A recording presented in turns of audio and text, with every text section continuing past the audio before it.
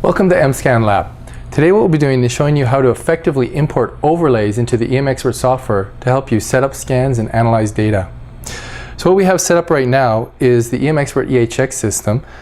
We have a taximeter, which is our device under test, already on the scanner.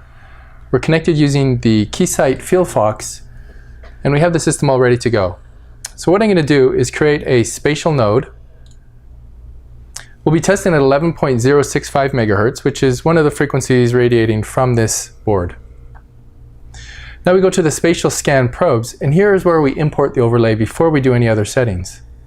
So we select Overlay Editor, brings up our overlay view.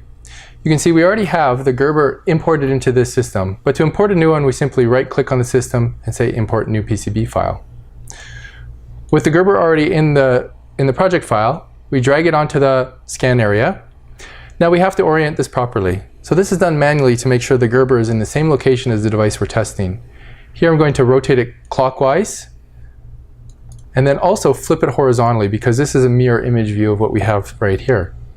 Now I have it approximately sit in the right location. I can click and drag that, or I can use the arrow keys to take small steps and get that in exactly the right location.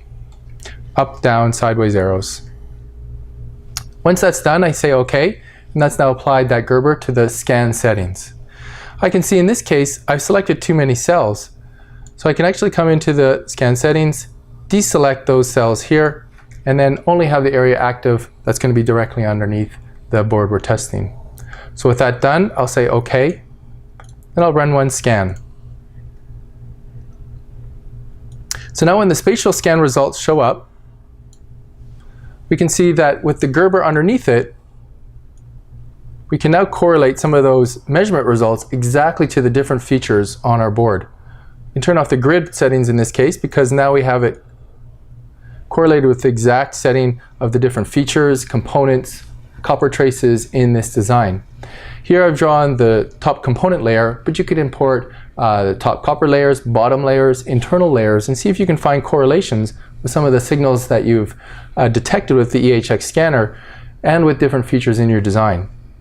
Now sometimes you might not have access to the Gerber. Maybe it's not your board, or you don't have those files available.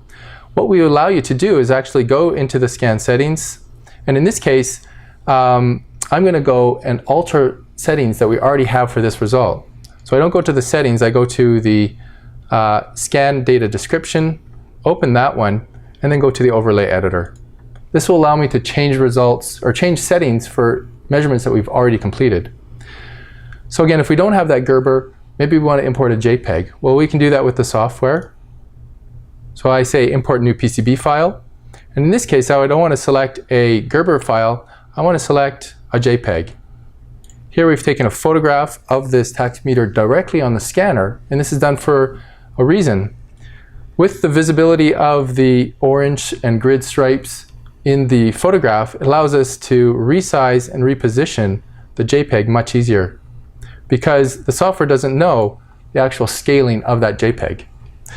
Now you can get it to approximately the right location, click and drag in the corner, or again you can use the arrow keys to reposition it, and you can use the shift arrow keys to resize it.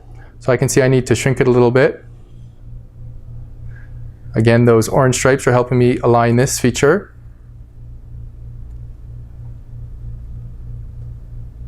And it's a little bit too high as well.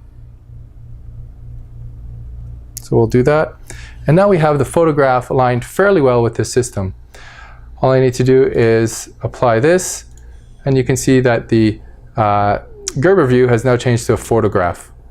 Now it's very clear. We can see that there's currents going around this LCD screen. By using the scroll wheel, I can change the opacity of the Jpeg so that we can go in and see the full image, or back to highlighting the measured spatial emissions. The 3D view has the same thing. So again, we can see the Jpeg, change the transparency, and by holding down again the shift key, we can actually drag that 3D image down and make some beautifully visually impactful statements about where those emissions are coming from in your design. So again, thank you for joining us today and understanding how to use the overlay effectively. If you have any questions or comments, you can post those below. Thank you.